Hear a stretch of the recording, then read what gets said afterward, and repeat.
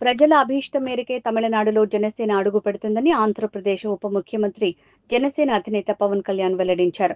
ఓ తమిళ TV channel ముఖాముఖిలో ఆయన మాట్లాడుతూ తమిళ కవి భారతీయార్పై అంటే తనకి అభిమానం ఉందన్నారు.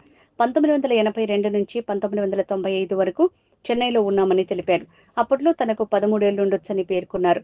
తనను వదిన కూరగాయల మార్కెట్కు వెళ్లమన్నప్పుడు అవసరమైన కూరగాయల పేర్లు తమిళంలో ఏమంటారో రాసుకుని వెళ్లామని గుర్తు చేసుకున్నారు. విజయ్ రాజకీయ ప్రవేశం తన రాజకీయ ప్రస్థానంతో పోల్చడంపై స్పందిస్తూ ఒకరి సినిమాలను ఒకరం డబ్బింగ్ చేసుకున్నామని, నటుడు విజయ్ను ఒకసారి మాత్రం కలిశానని చెప్పారు. తనకు రాజకీయాల్లో పలువురు నాయకులు స్ఫూర్తిగా ఉన్న తమిళనాడులో ఎంజీఆర్ అన్నాదురై పెద్ద ప్రేరణగా నిలిచారని పేర్కొన్నారు. చంద్రబాబు నాయుడు, పవన్ కళ్యాణ్ ఫార్ములా తరహాలో తమిళనాడులోనూ 2026 శాసనసభ ఎన్నికల్లో అన్నాడీఎంకే విజయ్ కూటమి ఏర్పాటు చేస్తే పవర్ఫుల్ కాంబోగా ఉంటుందని వినిపిస్తున్న అభిప్రాయాలపై ప్రశ్నించగా, ఇది రాజకీయ సమీకరణాలపై ఆధారపడింది కాదని, ఎర్రప్పాడి పళనిస్వామి, విజయ్ మధ్య ఉన్న కెమిస్ట్రీపై ఆధారపడి ఉంటుందని తెలిపారు. ఇక్కడ పొత్తులు కుదిరితే సీట్ల షేరింగ్ ఎలా జరుగుతుందో చెప్పలేమన్నారు.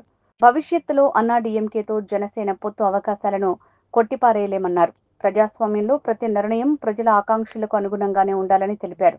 భాజపా రాష్ట్ర అధ్యక్షుడు అన్నామలై కూడా బలమైన మంచి నాయకుడన్నారు.